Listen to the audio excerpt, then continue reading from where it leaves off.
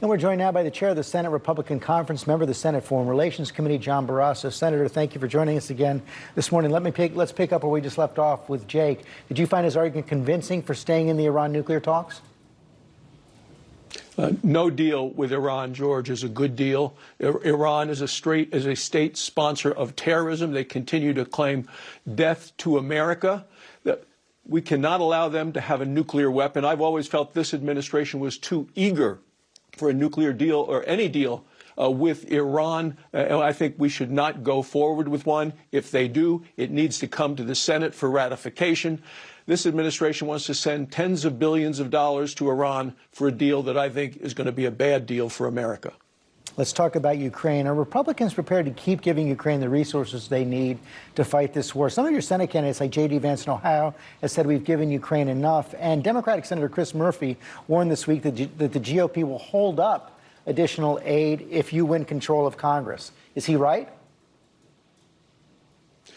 No, there continues to be bipartisan support in the House and in the Senate for weapons to Ukraine. I thought President Biden actually was right at the United Nations when he told other world leaders they had a responsibility to do more in terms of weapons to Ukraine and condemning Russia, because Putin will not stop, George, until he is stopped. There's been bipartisan criticism of the administration for being too slow with weapons to Ukraine. We need more advanced weapons, including these advanced drones and missile systems. Vladimir Putin continues to use energy as a weapon, both to fund his military and to punish Europe for not standing with him. That's been a criticism I've had of this administration and its energy policies. We ought to be producing more American energy to help our European allies, also to help get prices down at home, which is why I think the president's numbers in your ABC News poll that just came out are so terrible on the economy. Let me ask you the question I asked Jake Sullivan at the outset. Do you believe that Putin's hold on power is secure? I'm not sure. He is in a deep hole right now, and he's dug this hole. And I thought his statement to the country there really was desperate. It didn't show really confidence or strength, and desperate people do desperate things. And that's why I think we've seen this nuclear threat.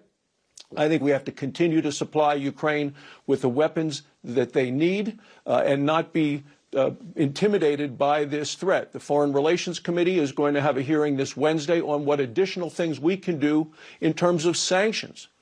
And also, we have a secure briefing on Thursday in the Senate to take a look right at what's happening on the ground in Ukraine. But I will tell you, George, China is watching closely, and what we do will have an impact on what China decides to do with regard to Taiwan.